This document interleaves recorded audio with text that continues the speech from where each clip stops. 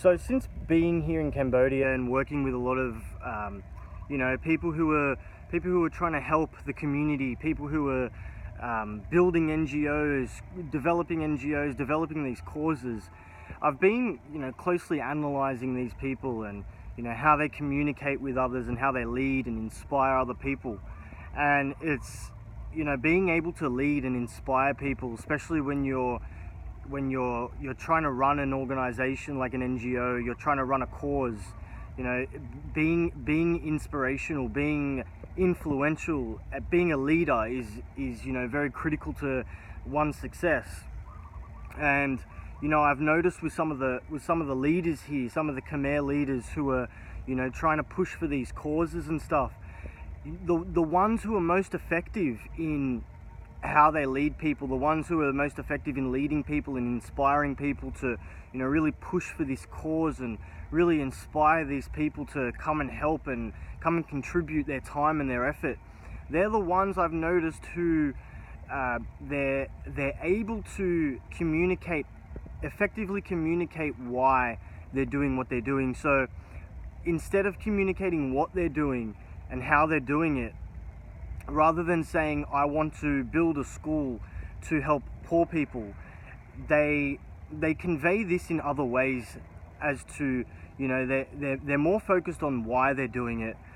So getting people to understand, when volunteers come here, getting people to understand why these people in the village need these schools and need these organizations in order to thrive, in order to build these communities, in order to bring a level of prosperity to these people's lives.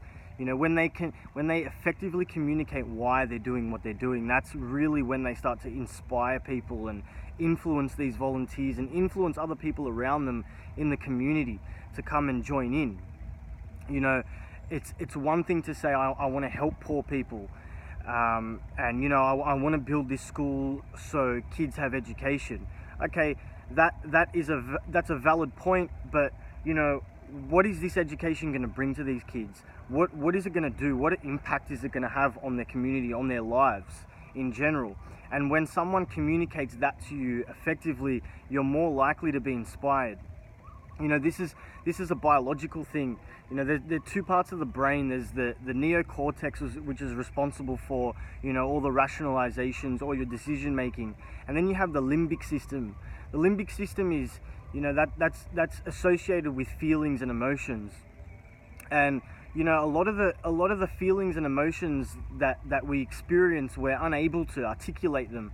But when someone communicates effectively, when a leader, like I've seen some of these leaders here, these inspirational, influential people who are running these NGOs and establishing these big causes and pushing for these things to happen, they have a way of really engaging with you emotionally, and I think that would be associated more with this limbic part of your brain, this limbic system, which is associated with feelings and emotions. And when they can tap into that and they can emotionally charge someone, then these people are more likely to be inspired and influenced by these leaders. And I've noticed with Tia, Tia at this HDLF site, he's really he's an interesting kind of person, and I see him as a really influential leader.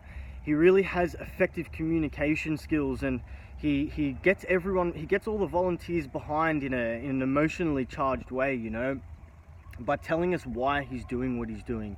He informs us as to the impact that this is going to have on these children's lives. And I had a discussion with him last week, and he was telling me how people from Western society, we're given so much opportunity, and we travel the world and we're able to go and seek this new wisdom and gain these new experiences, and that's really beneficial obviously for our lives. And a lot of these kids in this village, they don't get those opportunities. So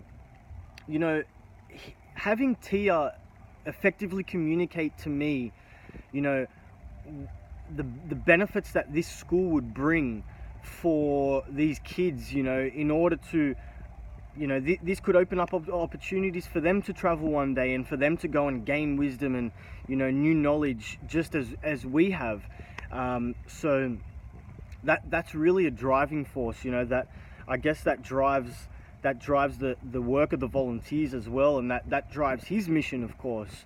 You know, instead of just stating, you know, I want to build a school to help poor people, it you know, it sounds all great, but you know, you really need that underlying message, that underlying meaning to it. And you know, I think Tia, being a great leader, he's been able to effectively communicate that, and you know, it's really paying off. You know, all the volunteers are so behind him, and he's shown such great leadership. And you know, it's people I'm seeing people who are only meant to stay here for a couple of weeks, and they're extending by another week or two, just because, you know, Tia's a great person to be around. And yeah, everyone's just behind this cause, and it's you know, when you look at the social interaction, it makes sense. It really does, because his leadership skills, you know, he has that ability to just, you know, inspire people and influence people. And it's a talent, I guess. It's a gift that he has, and what a man for the job. You know, building a school in a village like this, and you know, the world's lucky to have a lot of people like this. So yeah.